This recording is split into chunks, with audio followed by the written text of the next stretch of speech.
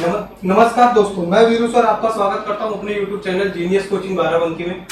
और हम लोग आज डिस्कस करने वाले हैं यूपीपी की एसटी नंबर A14 जो इस समय चल रही है।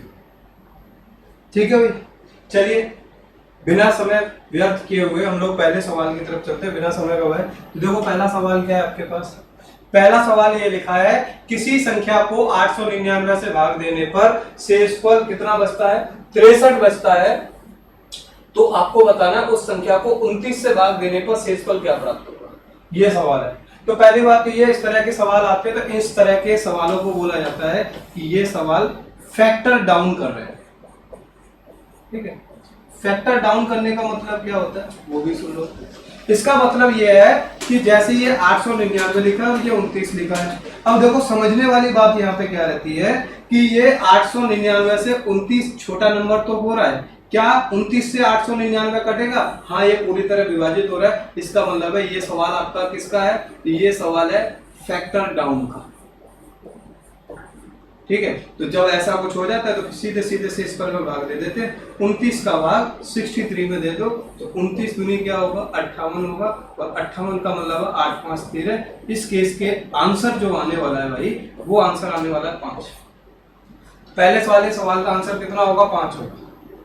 ठीक है, चलिए दूसरे सवाल की तरफ चलते हैं। अपने पास दूसरा सवाल क्या है? दूसरा सवाल, इसमें कौन सी करड़ी बड़ी या छोटी है ये बताना है आपको। कौन सी करड़ी है जो आपकी बड़ी है या फिर कैसी है? छोटी है, ये आपको सिंप्लीफाई करना है। अब देखो, अगर करड़ी बतानी कौन सी बड़ी या छोटी है तो हम सबसे पहले क्या करते हैं, सबसे बड़ा बताना है। तो जो तुम्हारे पास शर्ट्स लिखी है, जैसे यहाँ पे शर्ट्स कितने की लिखी है? 3 की। यहाँ पे कितने की लिखी है? 4 की। एक जगह लिखी है 6 की और एक जगह लिखी है 12 की। तो पहले शर्ट्स को बराबर कर लेते हैं, और शर्ट्स को बराबर करने का मतलब होता है इनका एलसीएम लेना, और इनका एलसीएम आ जाएगा कितना? 12। ठीक है भाई, अगर एलसीएम आपका 12 आ जाएगा तो अब हम लोग आगे की तरफ चले। तो जैसे पहला आधार कितना है? 4 है, दूसरे का आधार कितना है? 6 है, तीसरे का आधार कितना है? 15 है, और चौथे का आधार कितना है? 245 है। सॉल्व कैसे करें? तो ये देखो, पहला एलसीएम 3 4 5 3 4 6 और 12 का चाहिए था। 3 से 12 कितने बार कटेगा? तो 4 बार कटेगा। 4 से 12 कितने बार कटेगा? तो 3 बार कटेगा। और 6 से 12 कितने बार कटेगा? तो 2 बार कटेगा। और 12 से 12 कितने बार कटेगा? तो 1 बार। अब देखो 4 की पावर 4 का मतलब कितना होता है? तो 256 होगा। 4 का स्क्वायर 16, ये हो गया। दूसरा 6 का क्यूब कितना होगा? तो 6 का क्यूब 216 होगा। ठीक है, 15 का स्क्वायर कितना होगा? तो 225 होगा। ठीक है, 4 का 4 बार उड़ा कराओगे तो कितना आएगा? 16। 16 का स्क्वायर कितना होता है? 256। ठीक है, 15 का स्क्वायर कितना हो गया? 225 हो गया। 6 का क्यूब कितना हो गया? 216 हो गया। 245 तो 245 ही होगा, एक पावर है। अब देखो बड़ा कौन है, तो सबसे बड़ा कौन दिखेगा? 256 है, फिर 216 है, 225 से सबसे छोटा 216 है, उससे बड़ा कौन सा है? 225। 225 से बड़ा कौन है? 245। सबसे बड़ा कौन है? 256। 256 का मतलब पहला वाला आंसर होगा, क्योंकि ये वाली शर्ट्स आपकी सबसे कैसी होगी? बड़ी। ठीक है भाई, तीसरे सवाल की तरफ चलते हैं। देखो तीसरा सवाल देखो, आगे बोला एक परीक्षा में 36% विद्यार्थी अंग्रेजी में, और आपके आगे क्या बोला है? 36% विद्यार्थी आपके अंग्रेजी में और 26% हिंदी में और 10% दोनों विषय में अनुत्तीर्ण हुए। तो बताना है आपको कितने परसेंट आपके पास हुए। पास वाले आपको बताने हैं कितने परसेंट विद्यार्थी आपके पास हुए। तो इसको बनाने के कई सारे तरीके होते हैं अपने पास, आप जैसे चाहो वैसे बना सकते हैं। तो ग्रुप के अगर आप सेट थ्योरी पे बनाना चाहते हैं, ऐसे गोला बना के ऐसा भी कर सकते हैं। जब भी ऐसा गोला बनाते हैं तो सबसे पहले उस हिस्से को फिल करते हैं जो दोनों में कॉमन हो, और दोनों में कॉमन वाला कितना है? 10%। ठीक है, और ये अंग्रेजी मान लो, ये हिंदी मान लो। अगर टोटल गोला 36 दिखा रहा है, 10% कॉमन है, तो ये कितना आ जाएगा? 26%। इधर वाला कितना है? 26, तो ये कितना बचेगा? 16%। तो यहाँ से फेल वालों का नजारा आपको मिल जाएगा कि फेल वाले कितने होंगे। तो फेल वाले कितने होंगे? 26 और 10 36, 36 और 10 46, 46 और 6 कितना होंगे? 52%। अगर 52% फेल हो रहे हैं तो तुमसे पास वाले पूछे, तो पास वाले आप जानते हो कि 100 में से 52 घटा दो। जैसे ही 100 में से 52 घटाओगे तो आपके पास कितना बचेगा? 48%। और इस सवाल का आंसर भी कितने परसेंट आना? 48% इस सवाल का आंसर। ठीक है, चलिए चौथे सवाल की तरफ चलते हैं। चौथा सवाल देखो, देखो ये सवाल सिंपल है, अगर आप समझे तो और भी ज्यादा सिंपल बन सकता है। क्या बोला है, एक 8 सेंटीमीटर और 6 सेंटीमीटर इतने ऊंचाई के गहरे बॉक्स है, तो इसका मतलब ये LBH के बारे में बात कर रहा है। और LBH 8 सेंटीमीटर, 6 सेंटीमीटर और 2 सेंटीमीटर, ठीक है। बोला अधिकतम लंबाई, जब भी अधिकतम लंबाई की बात आती है दो तरीके के सवाल होते हैं। अगर रॉड पूछेगा तो वो अधिकतम लंबाई की होनी चाहिए, ठीक है, और मधुमक्खी या फिर तितली के द्वारा तय की गई दूरी हमेशा कम से कम होती है, न्यूनतम दूरी होती है। तो ये दोनों ही दूरियां जब लिखी जाती हैं तो ये इनके विकर्ण के बराबर होती है, मुख्य विकर्ण के बराबर। क्योंकि घनाभ में दो तरह के विकर्ण होते हैं ना, एक पृष्ठीय विकर्ण और एक मुख्य विकर्ण, तो मुख्य विकर्ण के बराबर होती है। आप इसको निकाल लो, ये कितने का है 8 का स्क्वायर, ये कितने का है 6 का स्क्वायर, ये कितने का है 2 का स्क्वायर, जोड़ जाड़ के करोगे तो 104 हो जाएगा। और 104 जो है वो 10.19 का वर्गमूल होगा।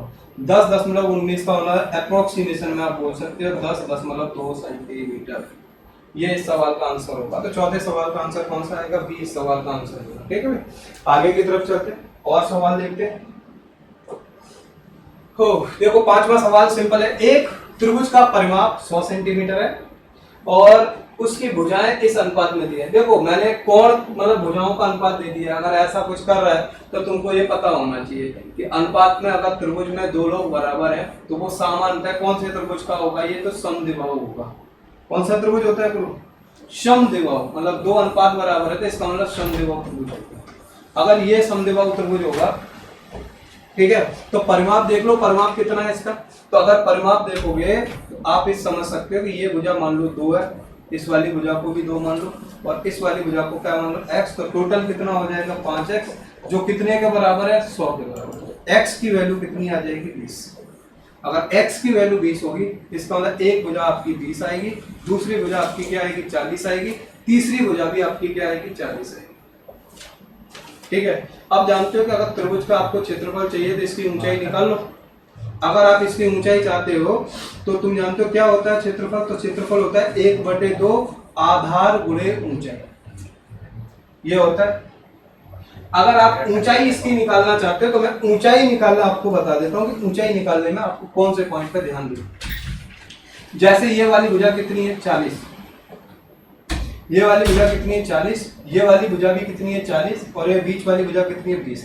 अगर इसकी आप हाइट निकालना चाहते हो समद्विबाहु त्रिभुज में तो पहले आधार को 2 बराबर हिस्सों में बांट दिया, 10 और 10 में आ गया। अगर इसकी हाइट चाहिए एक बार इन दोनों भुजाओं को प्लस कर देते हैं और एक बार इन दोनों भुजाओं को माइनस कर देते हैं, तो हाइट जो भी निकल के आएगी तो वो कितनी होगी √ 40 और 10 कितना हो गया 50 हो गया, 40 में से 10 गया तो कितना हो गया 30 हो गया। ये वाली हाइट होनी चाहिए। अगर इस हाइट को यहाँ मेंशन करोगे तो 1/2 गुणा ये कितना है 20 है, इसको देखो लिखोगे तो कितना आएगा, इसमें से 10 बाहर आ जाएगा, ये बचेगा √15, यहाँ से ये कट गया कितने बार 10 बार, तो इसका क्षेत्रफल आएगा कितना 100 कितना आएगा 15।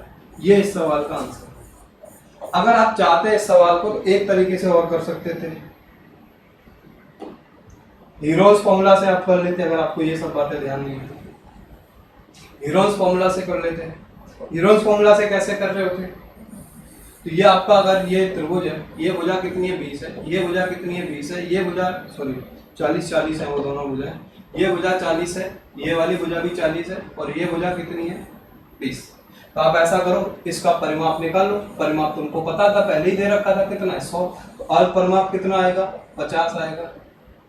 अब इसको लिख दो। अब हीरोज फॉर्मूला क्या होता है, तो हीरोज फॉर्मूला कुछ ऐसे होता है, अर्ध परिमाप चाहिए, अर्ध परिमाप में पहली भुजा माइनस कर दो, दूसरी भुजा माइनस कर दो और तीसरी भुजा माइनस कर दो। अगर इनका वर्गमूल निकाल दें गुणनफल का तो वो उसका त्रिभुज का एरिया बताने लगता है। अब देखो इसको लिखते हैं कैसे, तो s कितना है 50 है, ठीक है। s माइनस a निकालो तो 50 में से 40 गया तो 10 आएगा। अगला s माइनस b निकालोगे तब भी 10 आएगा और तीसरा निकालोगे तो 50 में से ये घटाओगे तो कितना आ जाएगा 30। देखो कितने जीरो आपके पास, 1 zero 2 zero 3 zero 4 zero. 4 zero का मतलब है कि 2 जीरो बाहर आ जाएंगे और अंदर कितना बचेगा, तो 5 बचेगा इधर और इधर बचेगा 3। तो इसका एरिया अभी भी कितना आ रहा होगा 100 कितना आएगा 15। ठीक है भाई, चलिए अगले सवाल की तरफ चलते हैं। देखो क्या लिखा है, एक समांतर चतुर्भुज का एक विकर्ण कितना दिया है, 70 सेंटीमीटर लंबा है। दो विपरीत शीर्षों से एक विकर्ण पर डाले गए प्रत्येक लंब की लंबाई कितनी दे रखी है, प्रत्येक लंब की लंबाई दे रखी है कितनी, 27 सेंटीमीटर। ठीक है, तो पहले एक बात आप समझ लो कि मान लो कि ये आपका चतुर्भुज है और ये इसका विकर्ण है। इसके ऊपर अगर आपने लंब डाला, मान लो ये लंब आपका D1 है, इधर से कोई एक लंब डाल दिया, दो लंब अगर आपने इस पर डाल दिए, ये मान लो D1 है, ये D2 है और ये इसकी दूरी है, तो इसका जो क्षेत्रफल होता है वो 1/2 जो आपकी आधार है, आधार वाली भुजा और आपके लंबों का क्या ले लो, ये ऐसा करके आप लिख सकते। अब देखो क्या लिखा है, तो यहाँ पे अगर आप रखोगे तो 1/2, इसके देखो विकर्ण कितने का दिया है, 70 का, और लंब कितने के दिए, एक लंब 27 का है, दूसरा भी 27 का है, तो दोनों जो परपेंडिकुलर लाइन है उनका योग कितना आएगा, 14। ये 2 से काट दो, 2 से काटोगे तो कितने बार जाएगा, 27 बार। इसका मतलब है 70 × 27 करना है। जब आप ऐसे करोगे तो 0, ये 49 और 14 4 18, इसका मतलब आंसर कितना आ रहा होगा, 1890 आ रहा। ठीक है, 7 नंबर सवाल देखो, देखो क्या लिखा है 7 नंबर सवाल। 7 नंबर में बोला है 27 की पावर 2/3 है बराबर 3 की पावर n है, n का मान बताना है। अब देखो 27 को आप क्या लिख सकते हो, 27 की पावर आप पे लिखी है 2/3। आप इस बात को जानते हो कि 27 को 3 की पावर 3 लिख सकते हैं, और ऊपर पावर कितना है, 2/3। आप जानते हो पावर के ऊपर पावर आ जाती है तो पावर का गुणा हो जाता है, जब गुणा होगा तो यहाँ पे 3 की पावर 2 बचेगा, और इधर पहले से ही तुमने लिख रखा है कि 3 की पावर n है, तो तुलना जब कराओगे तो इससे n की वैल्यू कितनी आ रही होगी, 2 आ। तो 7वें का आंसर कितना आएगा भाई, 2 इस सवाल का आंसर रहा। देख लो इस सवाल को, देखो पहले तो इस सवाल को हम लोग भाई ऑप्शन ट्राई करते, फिर मैं पूरा इसको डिटेल से बताता हूं, देखिएगा। अगर इसके हिसाब से अगर आप सॉल्व करो तो ये ऊपर वाला जो आंसर है वो पॉजिटिव है, ठीक है, ये पॉजिटिव है, ये भी वैल्यू पॉजिटिव है। इसका मतलब ए का मान तो कम से कम पॉजिटिव आना ही चाहिए। अगर तुम ध्यान से देखोगे तो ए यहाँ पे नेगेटिव है, ए यहाँ भी नेगेटिव है, ए यहाँ भी नेगेटिव है, तो ज्यादा चांसेस है कि इस सवाल का आंसर कितना आएगा, ए बराबर 11 और बी बराबर -6 आना चाहिए। ठीक है, अगर इसको सॉल्व करते हैं तो देखो सॉल्व कैसे करेंगे, आंसर इसका यही आना है। देखे ना, इसको अगर आप सॉल्व करोगे तो ये कितना लिखा है, 5 प्लस कितना लिखा है, 2√3, और ये क्या लिखा है, 7 प्लस 4√3। जब भी अगर हम इनका सिंप्लीफिकेशन करते हैं तो जो तुम्हारा हर होता है उसको हम कॉन्जुगेट लिख देते हैं। कॉन्जुगेट कैसे लिखते हैं, तो प्लस का कॉन्जुगेट माइनस, इसको लिख दिया। ठीक है, इसको सॉल्व कर दो, 5 का 7 में गुणा कराओगे तो 35 आ जाएगा, और 5 का 4 में कराओगे तो 5 और 20 हो जाएगा, और 2 का 7 में कराओगे तो 14 हो जाएगा, और यहां गुणा कराओगे तो 4 दूनी 8 और √3 का 3 में कराओगे तो 3 अपॉन। देखो ये a प्लस बी और a माइनस बी बनाएगा तो 7 का स्क्वायर करना होगा -4√3 का स्क्वायर करना होगा। अब देखो 35 में से 24 जाएगा तो 11 बचेगा, और ये 20 में से 14 जाएगा तो 6 बचेगा, और नीचे वाला हिस्सा क्या आ जाएगा, 49 - 48 आ जाएगा। तो मुझे ये समझ में आया, ये लिखा है 11 - 6√3, और नीचे 1 आ गया तो इसे हटा दो। तुलना अगर आप कराओगे तो a प्लस बी √3 के साथ तुलना होनी है, तो a की वैल्यू तो आपको पता चल गई, a की वैल्यू कितनी आनी 11, और b की वैल्यू यहाँ से पता चल गई कितनी आएगी, -6। ऑप्शन नंबर कौन सा आएगा, ए इस सवाल का आंसर। ठीक है, चलिए अगला सवाल की तरफ चलते हैं। देख लो, एक उत्सव में महिला और पुरुषों का अनुपात यह है, 20 और पुरुष आने पर अनुपात के पदों के क्रम में मतलब जो भी होता है, जो पारस्परिक परिवर्तन हो जाता है, मतलब आपस में इंटर एक्सचेंज हो जाते हैं। तो फीमेल और किसका दिया है, फीमेल का दिया है, फीमेल का दिया है मैन के साथ, किस रेशियो में है, तो 3:2 में। 20 लोग और आ जाते हैं तो 2:3 हो जाता है। अब ये आदमी एक्सचेंज हुए, फीमेल थोड़ी बदली है, तो फीमेल को इक्वल कर दो। जब आप इनको इक्वल करोगे तो इस वाले हिस्से में 2 का गुणा करा दो और इस वाले हिस्से में 3 का गुणा कराओ, जब कराओगे तो ये कितना हो जाएगा 6 और 4 आ जाएगा। ये कितना हो जाएगा, तो ये भी 6 और कितना हो जाएगा 9। पहले भी महिलाएं 6, अभी भी महिलाएं 6, पहले आदमी 4 थे, अब आदमी 9 हो गए। आदमियों की संख्या में कितने की वृद्धि, 5 की। अब महिलाओं की संख्या में कितने की वृद्धि हुई, तो 20 की। तो 1 का मान तुम्हारा कितना आ जाएगा, तो 1 का मान आ जाएगा 4। ठीक है, अब बात आती है 1 का मान 4 आ रहा है, तुमको क्या चाहिए, उस समय कितनी महिलाएं थी, तो इसका मतलब 3 की वैल्यू चाहिए, ये वाली वैल्यू चाहिए। कितनी महिलाएं, 6 की वैल्यू चाहिए। 6 की वैल्यू कितनी आ जाएगी, 24 इस सवाल का। ठीक है, 10 नंबर सवाल देख लो। 10 नंबर सवाल क्या है, ये तो आपको पता ही होनी चाहिए कि एक ऐसे सवाल कभी भी आए, टाइम बिल्कुल बर्बाद ना कर। एक जरियान एक स्थान से इतने से जाता है, उतने से वापस आता है। अगर आने और जाने वाला अगर ऐसा कॉन्सेप्ट आपके पास आता है तो इसको डायरेक्ट बनाए, जा भी रहा है आ भी रहा है। इसका मतलब एक बार दूरी इधर तय की होगी, एक बार इधर दूरी तय की होगी। जब भी आता है तो इसकी औसत चाल निकालना आपको आना चाहिए। कैसे निकालते, मान लो ये x से गया, y से आया, तो ये इनकी औसत चाल होती है 2xy बटे x प्लस रख दो। जैसे ही रखोगे तो 2 गुणा 10 गुणा 15 बटे कितना आ जाएगा 25। 5 से 2 बार, 5 से 5 बार, 5 से कितने बार 3 बार। इसका मतलब है स्पीड कितने की आएगी, 12 किलोमीटर प्रति घंटे की चाल, 12 की स्पीड है। तो आंसर नंबर 10, क्वेश्चन नंबर 10 का आंसर कितना है, 12 है। ठीक है, अगला सवाल देखो क्या है। इस सवाल को बनाने के एक और बहुत अच्छे तरीके को सुनना। पहले मैन का रेशियो देखो, मैन और टाइम का रेशियो एक दूसरे का उल्टा होता है। आदमी जिस रेशियो में चलेंगे, टाइम उस रेशियो का उल्टा चलता है। अब देख लो, मैन का रेशियो देखोगे, मैन का तो शुरू में कितने थे 500, बाद में 300 और आगे तो 800 हो गए। रेशियो आया 5:3, 5:8। तो टाइम का रेशियो क्या आएगा, तो टाइम का रेशियो आएगा 8 कितना आएगा 5। ये बोल रहा है 500 आदमियों को 24 दिन का खाना था, 300 और आ जाए तो 8 की वैल्यू 24 है। इसका मतलब कितने गुना हो गया, 3 का।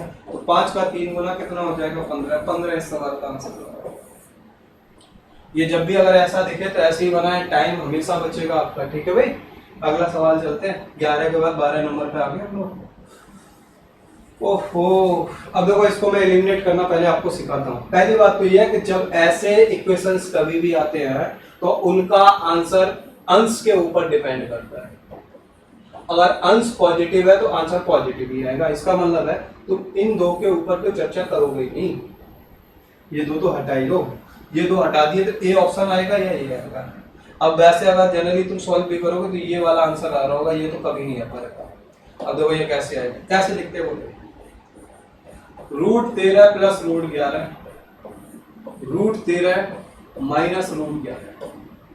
कॉन्जुगेट का गुणा कराना है तो देखो कॉन्जुगेट में लिखना आपको बता दो, तो ये माइनस है तो माइनस का कॉन्जुगेट प्लस जाता है और नीचे भी आएगा तो √13 माइनस √11। मैं तुमसे बोलता हूँ कि आप इसको सॉल्व करोगे तब भी आंसर यही आ रहा होता। तो हम लोग ऐसे चर्चा ना करके कुछ एक दो टर्म्स सीख लेते हैं इसके लिए। देखो क्या करेंगे, आपका लिखा क्या है, √13 प्लस √11। इस वाली संख्या का स्क्वायर करते और इन दोनों का यहाँ अंतर डाल दो, डायरेक्ट लिखते हो। अगर ऊपर प्लस है तो प्लस वाले का स्क्वायर होगा और दोनों का अंतर डाल दो।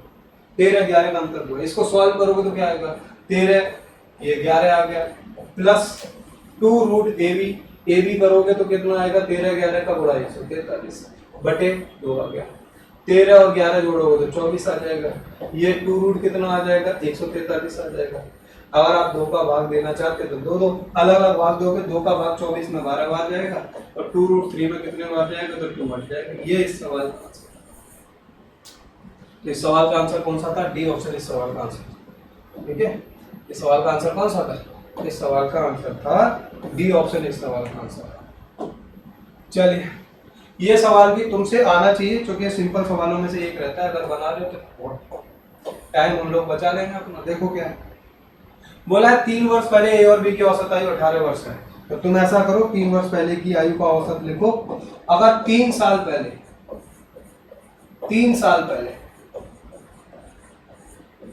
ए और बी का औसत कितना है, 18। औसत 18 है, औसत दिया है 18। तो वर्तमान में कितने का होगा? वर्तमान में कितने का होगा? तो वर्तमान में होगा ए और बी का औसत 18 3 21। अब दो लोग हैं तो टोटल इनका कितना आएगा? 42। 21 दूनी 42 हो गया। सी को अगर साथ जोड़ लिया है तो 22 साल हो जाता है। अब वर्तमान में ये दो नहीं थे, 3 हो गए और 3 का कितना दिया है? 22। 22 दिया कितना हो जाएगा? 66। अब बताओ इसमें से इसे घटाओगे तो सी बचेगा, उधर 66 में से 42 घटाओगे तो तुम्हारे पास बचेगा 24। 24 ही इस सवाल का आंसर। 24 इस सवाल का आंसर है। सिंपल है। अगला देखते हैं 14 नंबर सवाल देख लो।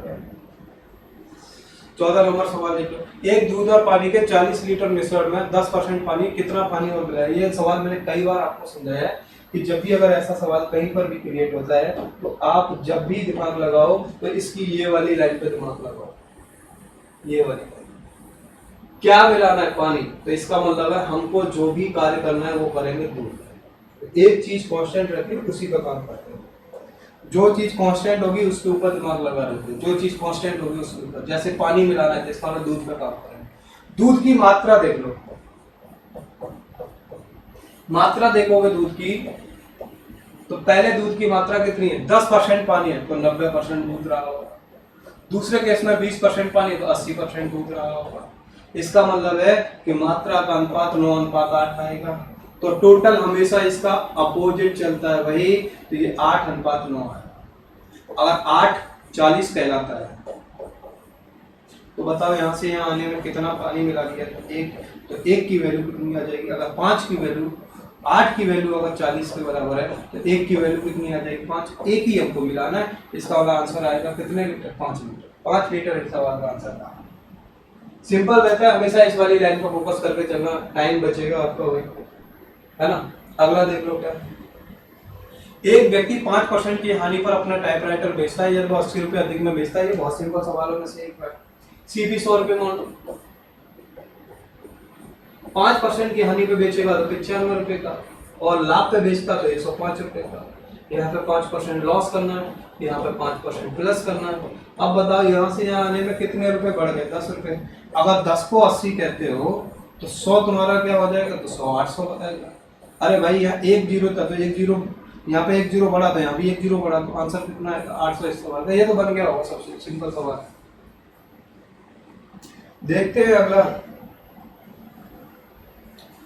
यदि किसी कार्य को करने में 12 कारीगर 4 घंटे का समय लगाते तो 15 कारीगर कितने घंटे का समय लगाएंगे? तुम जानते हो इस बात को, तो इसको ऐसे लिख दो। 12 कारीगर 4 घंटे में कर रहे हैं, 15 कारीगर कितने घंटे में करेंगे? टाइम बताना। तो ये कितना हो गया? 12 चौक 48, ये काट दो, ये 4 बार, और ये कितने बार? 5 बार। 16/5 आ गए, और 16/5 आने का मतलब क्या है? 3 सही 1/5 आएगा। 1/5 को तुम मिनट में चेंज कर दो, आंसर आएगा इसका कितना? 3 घंटे 12 मिनट। 3 घंटे 12 मिनट का मतलब आंसर नंबर कौन सा आएगा? सी। 17 नंबर सवाल पे पहुंचो। 30 मीटर पर सेकंड की वेग से चल रही एक 600 मीटर लंबी एक प्लेटफॉर्म को 30 सेकंड में पार कर देती है। ट्रेन की लंबाई क्या है? तो तुम एक काम कर लो ना, पहले 30 की स्पीड से उसके द्वारा तय की गई दूरी देखो, और 30 की स्पीड से 30 सेकंड में वो कुल दूरी तय की जाएगी कितनी? 900। 900 में से 600 मीटर लंबा प्लेटफॉर्म है, ये प्लेटफॉर्म हो गया। अब बताओ 900 में से बचा कितना? 300। 300 वो उसकी खुद की लंबाई होगी, ट्रेन की लंबाई होगी। तो इस सवाल का आंसर कितना रहा होगा? 300 रहा होगा। ठीक है, सिंपल था, इसमें कुछ था नहीं। 18 नंबर देख लो क्या है। कुछ धनराशि साधारण ब्याज पर निवेश की जाती है यदि वह 10 वर्षों में 3 गुना हो जाए, तो बताओ ब्याज की दर क्या होगी? आप जानते हो तुम्हारे पास जो भी पैसा रहा 10 साल में, 10 ईयर का आपने समय लिया, 10 ईयर का, और 10 ईयर का समय लेके कितने गुना करके 3 गुना। पहले तो ये देख लो कि साधारण ब्याज कितनी है, तो ये साधारण ब्याज मिलेगी 2p, और मूलधन आपका p था, तो यहाँ से रेट निकालो। रेट निकालो तो साधारण ब्याज 2p है, मूलधन क्या है? p है। अगर परसेंटेज में चाहिए तो 100 का गुणा करा दो, मतलब 10 साल में टोटल रेट 200% बनी है। अगर 10 साल में 200% बन रही है तो 1 साल में कितने परसेंट बनी होगी? 1 साल की रेट रही होगी कितनी? 20। 20 इस सवाल का आंसर था। देख लो 19 नंबर सवाल क्या है। एक टीवी और एक डीवीडी दोनों का मूल्य 35,000 रुपये है। अगर टीवी डीवीडी से 1/1/2 गुना महंगा है, 1/1/2 को लिख सकते हैं 3/2। अगर आप डीवीडी की बात करोगे और टीवी की बात करोगे तो डीवीडी अगर 2 रुपए की तो टीवी कितने रुपए की, 3 रुपए की। टोटल रुपए कितने हुए, 5 नहीं है, वहां पे कितना है, 35। ठीक है, अब देखो 5 से 35 कितने बार जाएगा, 7 बार, मतलब 7,000 रुपये। तुम्हें डीवीडी का रेट चाहिए तो डीवीडी का रेट कितना आएगा, तो डीवीडी का रेट आपका रहा होगा 14,000 इस सवाल का। ठीक, 20 नंबर सवाल देखो, 20, 21, 22, 23 इतने सवाल और देखने। देखो पहला सवाल क्या है, डीआई का है, और डीआई आपकी कौन सी पाई फॉर्म में लिखी हुई है। ठीक है, और इसमें जो डेटा दे रखा है वो परसेंटेज में दिया है। तो सबसे कॉमन सवाल है, रेशियो पूछ रहा है, क्या हो रहा है, शिक्षा और भोजन। शिक्षा पे कितना है, 15% है, और भोजन पे कितना है, तो भोजन पे कितना है, 45%। बस इन दोनों का रेशियो बताना है, पहले बता दो तो रेशियो आ जाएगा 1:3। इसका मतलब ये दोनों तो हो ही नहीं सकते, 1:3 मतलब ए ऑप्शन इससे बात। 21 नंबर सवाल देख लो। 21 नंबर सवाल बताना है, तो यह है किराए पर किया गया खर्च। तो भाई किराए पे कितना खर्च करना है, तो किराया कहाँ पे 14% खर्च।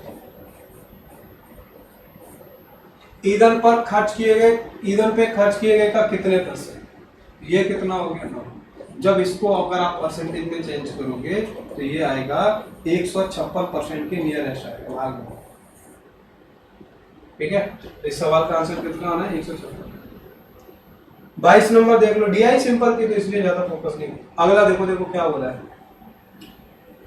ये ठीक था, इसको समझो। किन 3 मतों के खर्च का केंद्रीय बिंदु कोण कितना है, 108 डिग्री है।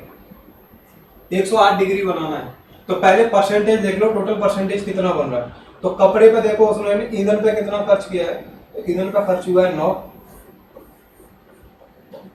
ठीक है, और कपड़े पे कितना खर्च हुआ है 11, और अन्य पे कितना खर्च हुआ है 6। अगर इनको जोड़ोगे तो परसेंटेज कितना बना, 11, 9, 20 और 26 हुआ। और 26% को अगर आप डिग्री में बदलते हो तो ये 108 तो आने वाला नहीं है, तो ये ऑप्शन तो खत्म ही हो गया। बी देखो क्या लिखा है, ईंधन, शिक्षा और अन्य। ईंधन देखो क्या है, 9 है, शिक्षा देखो कितना है, 15 है, अन्य कितना है, 6 है। तो जोड़ोगे तो ये कितने परसेंट के बराबर आया, 30%। और 30% को अगर आप मतलब इसको डिग्री में चेंज करते हो तो आप देख रहे हो 2 0 से 2 0 करके, और 36 का 3 में गुणा कराओगे तो कितना आ जाएगा, 36 का 3 में गुणा कराओगे तो 108 आ जाएगा। तुम एक काम और कर सकते थे, ऐसा करो कि जो डिग्री है अगर दूसरे तरीके से भी सोच रहे होते तो ऐसे भी सोच लेते कि तुम्हारे पास जो 108 डिग्री है, इस 108 डिग्री को हम लोग परसेंटेज में चेंज कर लें। और जब आप इसे परसेंटेज में चेंज कर रहे होते तो ये 36 से 3 बार कटेगा। इसका मतलब है कि हमको उन तीनों का योग वो आंसर सही दिखाएगा जिनका योग कितने परसेंट आ रहा होगा, 30%। या तो हम ऐसे कर लेते कि इनका योग कितना है 26%, इसको डिग्री में बदल लो, तो डिग्री में बदलोगे टाइम लगेगा। इससे अच्छा है कि हम इसको बदल लें 108 वाले को, और 108 को डिग्री में बदला तो वो कितने परसेंट बना, 30%। जिसका 30% बनेगा वही आंसर आएगा, जैसे इस वाले का 30% बन रहा था। तो आंसर नंबर कौन सा आएगा, बी। ठीक है, एक सवाल और है लास्ट, वो और देख लो। 23 नंबर सवाल,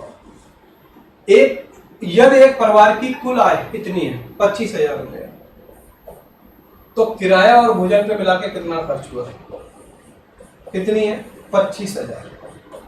किराया और भोजन, किराया 14 और भोजन 45, ये बनाए कितना 59%।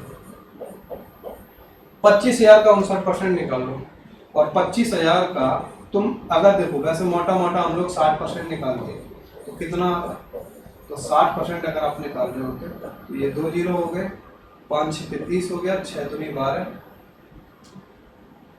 और 12 3 कितना हो गया 15, मतलब ये वाला आंसर आ रहा हो। 1% कम चाहिए ना हमको, 15,000 आना चाहिए 60% में, ज्यादा होगा तो 17 हो नहीं सकता, ये 17 के 14,750, 25,000 का 59% निकालो तो यही आ रहा है। ठीक है, तो हम लोगों ने ये सब देख लिए आज की एसटी, जो कि तुम्हारी कौन सी थी, A14 14 नंबर की एसटी। ठीक है, देखिएगा, बेहतर लगे, आगे हम लोग नेक्स्ट सेशन में आपसे मिलते हैं नई एसटी। ओके, धन्यवाद।